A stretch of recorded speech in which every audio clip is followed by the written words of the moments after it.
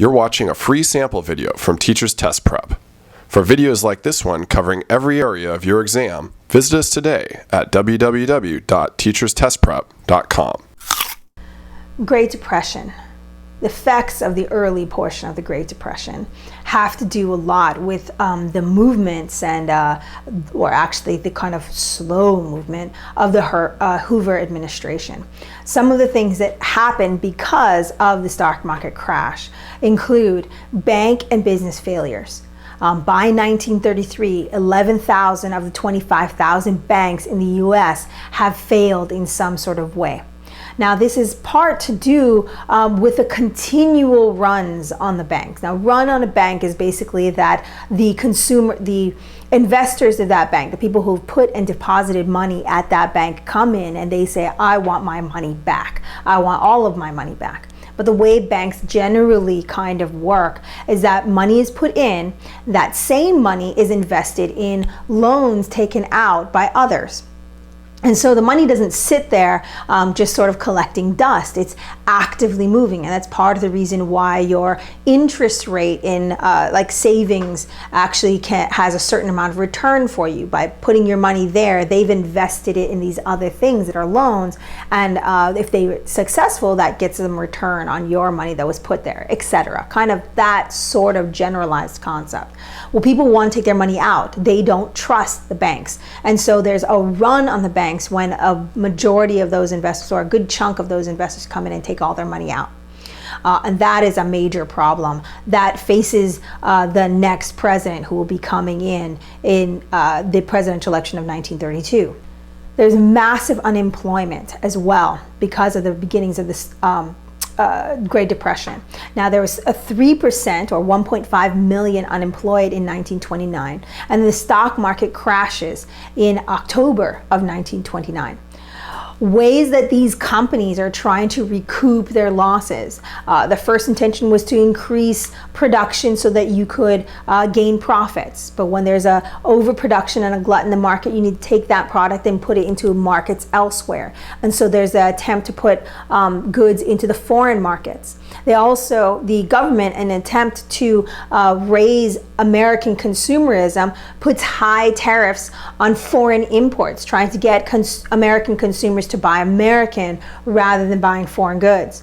But in retaliation for the United States putting tariffs on foreign goods into America, foreign countries, an example would be Canada, put high tariffs on American exports. And that hurts the industries in America because now their goods have nowhere to go.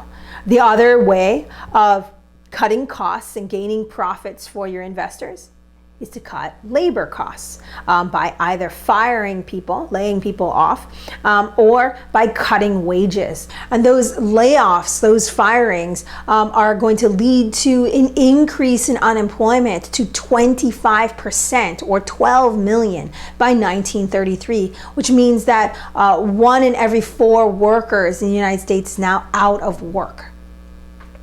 There is, of course, an increase in homelessness. Homes that were bought during the economic rise of the Roaring '20s have now lost some of their value based on the inconsistency in the economy. People can't make their mortgage payments, and so the banks foreclose on their homes and they're evicted out of their homes. And this leads to homelessness. People are also evicted out of their apartments because they can't make their rent, or they can make their rent payment but they can't make their gas or water payment, etc., etc. And so those are difficulties, and they're thrown out of their apartments. These homeless actually gather together in places called Hoovervilles, shanty towns that pop up in different parts of the country, almost in protest to the perception of inactivity by Hoover's administration. This also leads on to the breakdown of families. Recognize that at this time, the vast majority of family breadwinners were men and solely the men.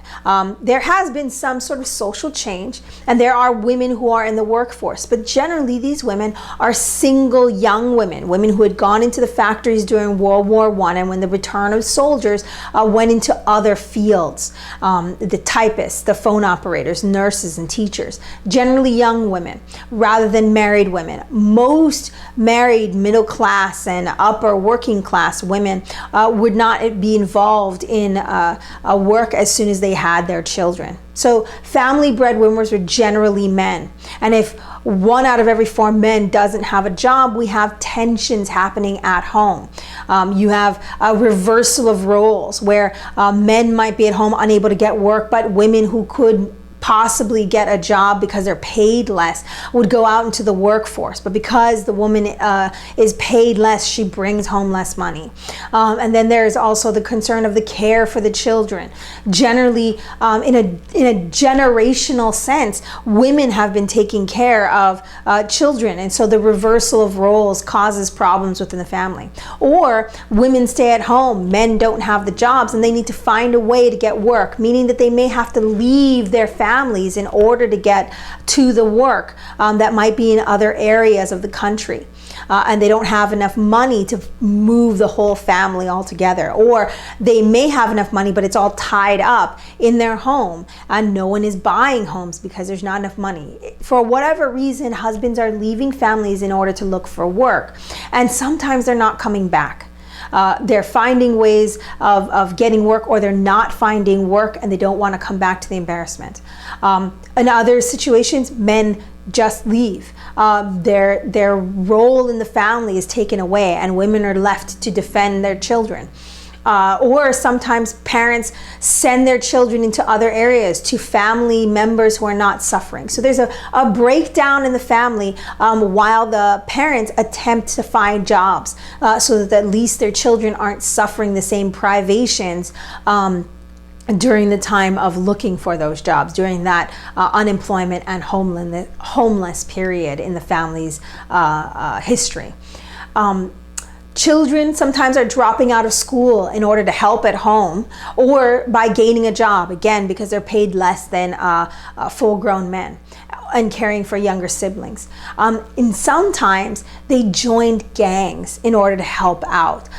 These were gangs who were exploiting other businesses, or maybe providing illegal substances like alcohol, etc., to try to make money, and they become the muscle for that gang, or they become the lookouts for that gang, etc. And so you have a breakdown of the family as well. And then you have a time period in American history during the Great Depression where it seems like everything's literally working against America. Drought in the breadbasket of America. The Midwest experiences what is called the Dust Bowl. It was a prolonged drought where winds and overproduction made land throughout the Great Plains unsuitable for farming. And this not only, like, now you have the problems of the Great Depression first infiltrating the urban population. Now you have problems infiltrating agricultural America, which had for so long been the backbone of American economy. And this causes a worsening problem as a scarcity of goods raise prices even further in the cities. All of these are the effects of the early parts of the Great Depression. And on the test, these questions can look like asking what may have deepened the already negative results of the Great Depression. It can also look like what are ways in which the social makeup of America has broken down, talking about the movement of women into the workforce, men and role reversals, or the addition of children dropping out of school and either joining gangs or trying to find work because their parents are unable to do so. These are ways that the test may ask questions about the effects of the early portion of the Great Depression. We hope you found this free Teacher's Test Prep sample video helpful. For more videos like this one covering all the subject matter and strategy you need to pass your exam, visit us today at www.teacherstestprep.com.